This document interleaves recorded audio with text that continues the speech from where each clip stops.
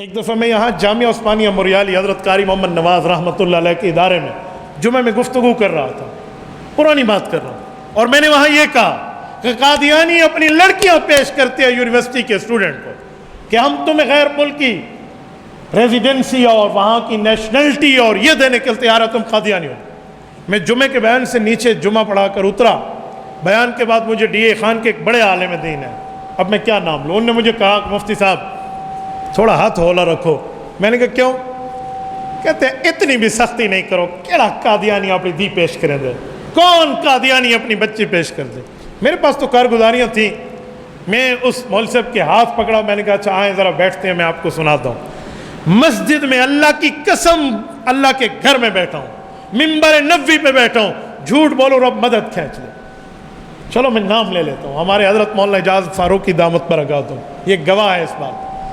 جوتی پہننے لگا ایک نوجوان لڑکا، مجھے ہاتھ ملا کہتے ہیں مولانا میرے ساتھ یہ معاملہ پیش ہوا، اسے نہیں پتا ہم آپس میں کیا بات کر رہے ہیں مولوی۔ میں نے کہا جی مجھے ایک قادیانی نے زکریا یونیورسٹی کی بات کی، جنوبی پنجاب کی، کہ مجھے قادیانیوں نے ایسی آفر کی ہے اور میں اس چنگل میں بڑے مشکل سے پھنسا، الحمدللہ عالمی مجلس تحفظ ختم نبوت کے علماء کی برکت سے۔ میں نے مولانا اجاز کا ہاتھ چھوڑا، میں نے کہا مولانا سنیں، یہ ڈی اے خان کی بات کر رہا ہوں، آپ کے سامنے لڑکا ٹھہرا ہے، اس نے ہماری بات بھی نہیں سنی، نہ میں اس کو جانتا ہوں نہ مجھے جانتا، یہ صرف جمعہ پڑھ کے صرف ایک عالم دین ہونے کے ناطے مجھ سے ہاتھ ملانے، ذرا سن لے کارگزاری۔ مجھے آپ کہہ رہے ہیں ہولا ہاتھ رکھے، میں جھوٹ بول رہا ہوں؟ ہولے ہاتھ کا کیا مطلب ہے؟ میں جو دیکھتا ہوں وہ بتاتا ہوں، میں ہمیشہ ایویڈنس کی بنیاد پہ بات کر رہا ہوں، میں نے ہوا میں تیر نہیں چلا۔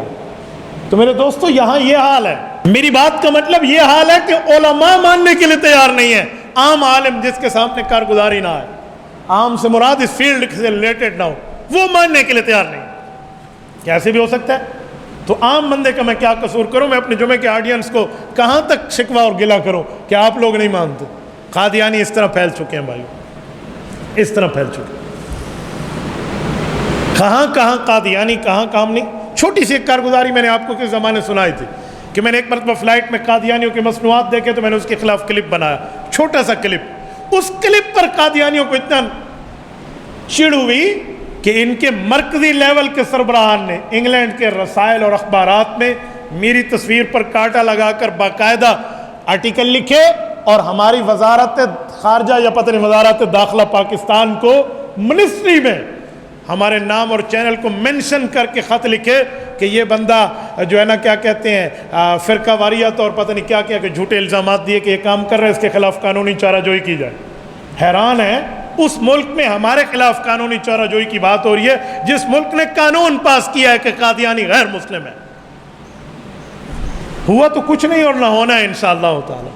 اہل اسلام اور رسول اللہ کے ختم نبوت کے متوالے زندہ ہیں، لیکن میں بتاؤں کہ حرکات ان کی کتنی ہیں۔ تو اس لیے میرے دوستو خلاصہ یہ ہے کہ اپنی زندگی میں، اپنی اولاد کے معاملات میں، اپنے چھوٹوں کے معاملات میں، اپنے بہن بھائی کے معاملات میں، اپنے دوستوں کے معاملات میں کوئی انٹرفیئر نہ کریں، لیکن یہ تو کریں کہ جو مذہبی طور کی بات ہے کہ دیکھو اس طرح کی سچویشن میں کوئی تھیف گیٹ سے، چور دروازے سے آپ پر اٹیک نہ کر رہا۔